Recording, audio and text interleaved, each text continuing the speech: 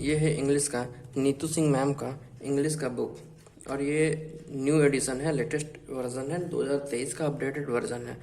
ठीक है, तो मैंने इस बुक के बारे में बहुत से सुना था तारीफ, और बहुत से एस्पिरेंट्स थे जो इंग्लिश के लिए और ग्रामर के लिए इसे प्रेफर करते हैं।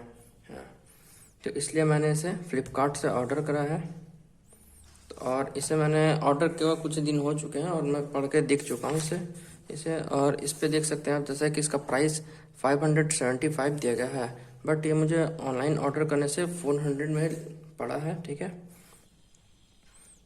इसे पढ़ने का तरीका, इसमें सारा चीज़ जितना भी है, ग्रामर हो गया, सिनोनिम्स, एंटोनिम्स, ठीक है, और यहाँ पे वोकेबलरी हो गया, synonyms, antonyms, one word substitution, idioms, phrases, सारा कुछ प्रीवियस ईयर का दिया गया है। और तो इस बुक में सबसे ज़्यादा प्रॉब्लम बच्चों को आती है कि वो वोकेबलरी को सही से याद नहीं कर पाते हैं, या याद करते हैं तो वो बहुत अधिक टाइम्स बार रखने के बाद याद होता है, या फिर याद होता है फिर बार बार भूलते चले जाते हैं। तो वोकेबलरी को बहुत ही ईजी वे से याद कीजिए आप, ताकि वो एक बार में याद हो। तो आपको करना क्या है, बेसिकली आपको वर्ड को पढ़ना है। वर्ड को पढ़ते के साथ आपको जिस भी वर्ड सुनाई देगा, या जो भी आप जिस चीज़ से रिलेट कर सकते हैं, उस चीज़ को याद कीजिए। जैसे कि मैं एक बार आपको एग्जांपल देता हूँ। जैसे यहाँ पे वर्ड देख सकते हैं आप, एब्डिकेट है। एब्डिकेट सुनते के साथ आपको याद करना है अब दिक्कत। ठीक है, एब्डिकेट का मतलब होता है त्याग देना। तो एब्डिकेट वर्ड सुनते ही आपको ध्यान में लाना है कि अब दिक्कत, और किसी भी व्यक्ति को या किसी को भी कुछ भी चीज़ दिक्कत होता है तो वह उस चीज़ को छोड़ देता है, त्याग देता है। तो आप इस तरीके से याद कर सकते हैं, एब्डिकेट यानी कि अब दिक्कत हुआ तो उस चीज़ को छोड़ देगा, त्याग देगा। तो ऐसे में आपको एक बार में ये वर्ड याद हो जाएगा। ठीक है, ऐसे ही आप और देख सकते हैं, जैसे यहाँ पे अब्रिज। अब्रिज यानी कि संक्षिप्त करना या फिर छोटा करना, शॉर्टेन। ठीक है, तो अब्रिज सुनते के साथ आपको सबसे पहले याद करना है ब्रिज। ब्रिज क्या काम करता है कि जैसे कि बीच में नदी है और दो साइड है, तो ब्रिज वो दोनों के दूरियों को कम कर देता है।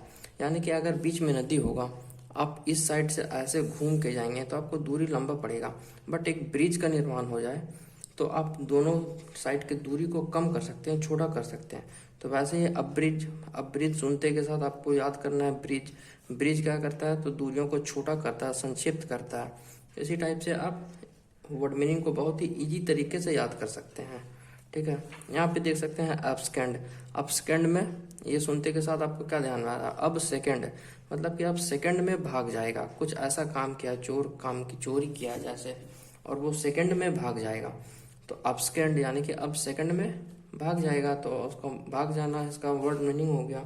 तो इस तरह से आप बहुत ही इजी वे से वोकेबलरी को याद कर सकते हैं, और यकीन मानिए 1 से 2 बार पढ़ने के बाद आपको कन्फर्म याद हो ही जाएगा ये। ठीक है, इस टाइप से इस पे आप देख सकते हैं, यहाँ पे 210 तक मैंने टिक मार कर रखा है, और ये केवल 2 दिन का है। 2 दिन में मैंने 210 वोकेबलरी याद किया। ठीक उसी तरीके से सारे वर्ड को रिलेट कर करके ऐसे याद करना बहुत ही इजी हो जाता है। आपको सिनोनिम्स दिया गया है 4 ऑप्शन के साथ में यहाँ पे, जिस तरह के इस एग्ज़ाम में होता है। तो आपको एग्ज़ाम में भी वैसा कन्फ्यूज़न नहीं होगा कि क्या आएगा, क्योंकि बेसिकली अधिकतर देखा जाता है कि जो ऑप्शन बुक में दिया जाता है वही सेम टू सेम एग्ज़ाम में भी ऑप्शन में रहते हैं। तो इसलिए आपको दिक्कत नहीं होने वाला है। इस बुक में एंटोनिम, सिनोनिम सही है, plus meaning of difficult word in alphabetical order, यानी कि ए से लेकर जेड तक में जितने भी डिफ़िकल्ट वर्ड है, यानी कि जिसे याद करने में थोड़ा सा आपको दिक्कत परेशानी होगी, उन सबको भी एक साथ दिया गया है। ठीक है, ऐसे वर्ड को भी अगर आप रिलेट करके याद करते हैं तो वो भी आपको बहुत जल्द याद होगा। ठीक है, जैसे कि यहाँ पे दिया गया है अबंडन। अबंडन सुन बोलते के साथ आपको रिलेट करना है अब डॉन। ठीक है, अब डॉन बन गया तो वह क्या करेगा, अच्छी चीज़ों को छोड़ देगा, त्यागेगा। डॉन बनने का, डॉन जो होता है वो तो बुराइयों को अपनाता है और अच्छी चीज़ों को छोड़ देता है। ऐसे ही अब डॉन और अच्छी चीज़ों को त्यागेगा, तो इसका मतलब हो जाएगा त्यागना, छोड़ना। तो इस तरीके से आपको बहुत इजीली वे में सारे वर्ड याद हो जाएंगे। ठीक है, इडियम्स और फ्रेजेस दिया गया है जिसमें हिंदी में मतलब और इंग्लिश में दोनों में मतलब दिया गया है इसमें। तो ये बुक कॉम्पिटिटिव की तैयारी करने वाले एस्पिरेंट्स के लिए बहुत ही बढ़िया बुक है। इसे मैंने खुद पढ़ा है। ठीक है, और ये बहुत ही इजीली और लैंग्वेज में दिया गया है। कोई भी बिगिनर स्टूडेंट, बिगिनर से बिगिनर और जिसे इंग्लिश का कुछ भी ना आता हो वो भी इस बुक को पढ़कर अपना कॉन्फिडेंस लेवल बहुत हाई कर सकता है। ठीक है, तो मैं आपको सजेस्ट करूंगा ये बुक जरूर से जरूर पढ़ें आप, अगर आप भी इंग्लिश में कुछ बढ़िया करना चाहते हैं तो। ठीक है, तो आज के लिए इतना ही। Thank you so much. जय हिंद।